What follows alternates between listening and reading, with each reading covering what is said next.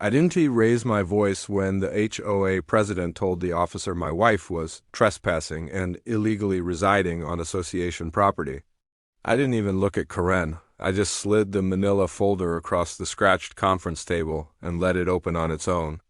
Inside was the recorded notice of appointment, the notarized confirmation from the county clerk, and the temporary standing order signed by a district judge at 9:14 that morning.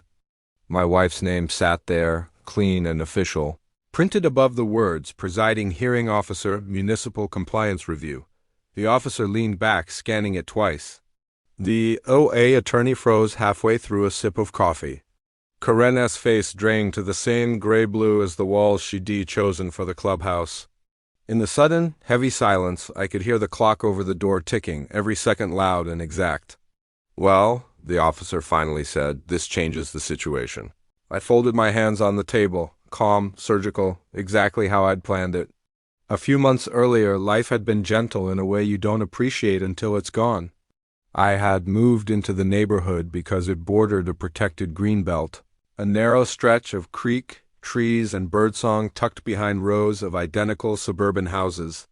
The people here liked rules, liked consistency, liked lawns trimmed to a regulation height. I didn't mind any of that because I mostly kept to myself. I fixed old radios in the garage, worked remotely as a translator for government contracts, and spent quiet evenings with my wife, who had just moved in after years of long-distance assignments and court appointments around the state. She loved structure and order, but in a way that served people instead of controlling them. We planted lavender along the back fence, listened to frogs after it rained, and believed, foolishly, that we had finally settled somewhere that would let us be invisible. The first notice came taped to the front door on a Tuesday morning. Unauthorized occupant. Unregistered resident. Fine. $250. No signature. Just the OA seal and Karen's name typed at the bottom in aggressive bold. I remember staring at the paper while the sun warmed the porch rail beneath my hand, unauthorized, as if my wife were a stray animal. I laughed a little, assuming there had been a clerical mistake. I emailed the board, attached our marriage license, her ID showing the new address, and politely requested an update to their records. I even thanked them for their diligence. I meant it. At that point, I still believed in simple misunderstandings. They responded 3 days later with another notice and a larger fine. Resident not approved by Architectural and Community Committee. Immediate removal required. This time the paper crackled in my grip. I attended the next HOA meeting.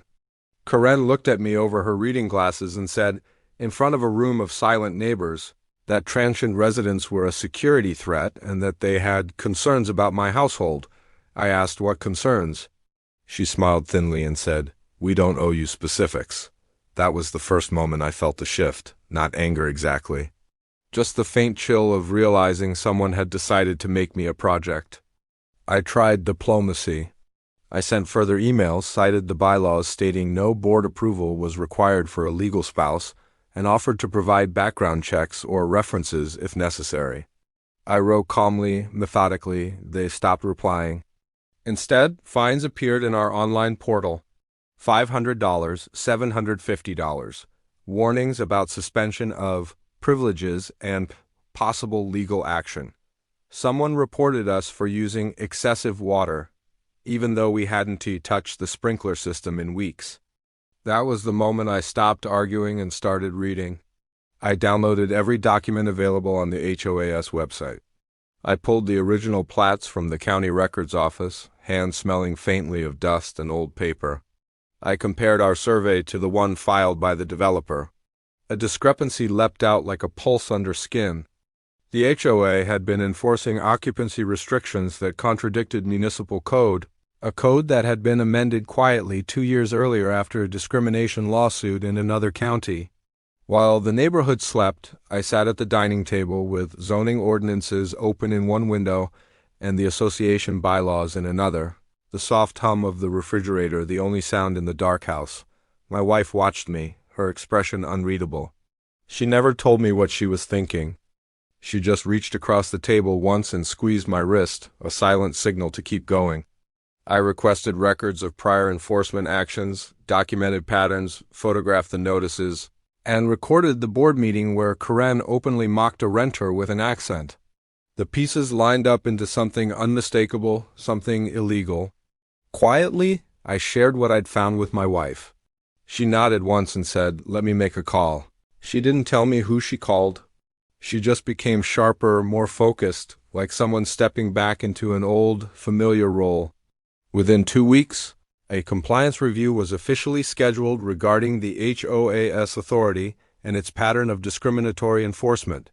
By sheer procedural coincidence, my wife, now working as a rotating municipal hearing officer between counties, was assigned oversight. Karen didn't even notice the notice posted online. Too busy assigning me another fine, I suppose. Too busy believing power only ran one direction. Which brings me back to that conference room, the ticking clock, the officer's voice changing when he actually read the order. Karen stammered that there had to be a mistake. The attorney whispered that this was highly irregular. My wife entered a minute later, calm as winter light, placed her folder on the table next to mine, and took the seat at the head. She didn't look at me, not once. In that moment, she wasn't my wife.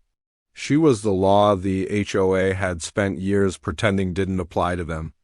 She read through the list of violations: unlawful fines, harassment, discriminatory enforcement, abuse of authority, misrepresentation of municipal code. Each word landed deliberately, like a gavel without the sound. The board members went pale. One excused himself and never came back. Another began to cry silently into a napkin. Karen kept insisting she was just doing her job, until my wife calmly explained that her job was the very reason this hearing existed. The association's authority was suspended pending further review. All fines against my household were nullified. A formal investigation began before the week was over. After that, the neighborhood became very quiet. No more nasty notes, no more sideways glances. Karen resigned due to health reasons, though she looked perfectly capable when she avoided me in the grocery store a few days later. A few neighbors left awkward apologies in my mailbox. The HOA's power shrank, restricted by oversight they could no longer dodge. Our lavender grew wild along the back fence, bees returning like nothing had ever happened. Life is peaceful again. The creek still runs behind our house. The frogs still sing after rain. Sometimes I sit on the porch at dusk, listening to the wind in the trees, thinking about how thin power really is when it isn't grounded in law. The funny thing is, no one bothers us now. Everyone acts as though my wife has always belonged here, and in a way I suppose she does. Now, the HOA leaves me alone. Everyone does.